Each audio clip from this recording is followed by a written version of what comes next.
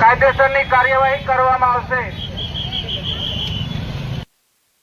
15મી September પછી જો તમે હેલ્મેટ નહીં પહેરો તો દંડની કાર્યવાહી માટે તૈયાર રહેજો તેમ વડોદરા શહેર પોલીસ કમિશનર દ્વારા એનાઉન્સ કરવામાં આવ્યું છે। ત્યારે આજે વડોદરા શહેર પોલીસ દ્વારા ડીસીપી ઝોન 3ના અભિષેક ગુપ્તાની આગેવાનીમાં વાહન ચેકિંગ શરૂ કરાયું હતું। પોલીસ દ્વારા અકોટા, દાંડિયા બજાર બ્રિજ, પાણી ગેટ, કાળા ઘોડા અને લાલકોટ સહિતના વિસ્તારોમાં સરપ્રાઇઝ ચેકિંગ હાથ ધરવામાં આવ્યું હતું। હેલ્મેટ અને ટ્રાફિક નિયમન અંગે માઇક એનાઉન્સ કરી વાહન ચાલકોને સચેત કરાયા હતા। આગામી 15મી સપ્ટેમ્બરથી હેલ્મેટ સહિતના ટ્રાફિકના નિયમનો કડક અમલવારી કરવામાં આવશે। સાથે જ ફેન્સી નંબર પ્લેટ વાળા વાહન ચાલકો સામે કડક કાર્યવાહી હાથ ધરવામાં આવશે। તેમજ બુલેટ ચાલકો જે મોડિફાઈડ સાયલેન્સર લગાવી ધ્વનિ પ્રદૂષણ કરે છે તેઓ સામે પણ કાર્યવાહી થશે તેવી માઇક એનાઉન્સ મારફતે સૂચના પહેરવું જરૂરી છે।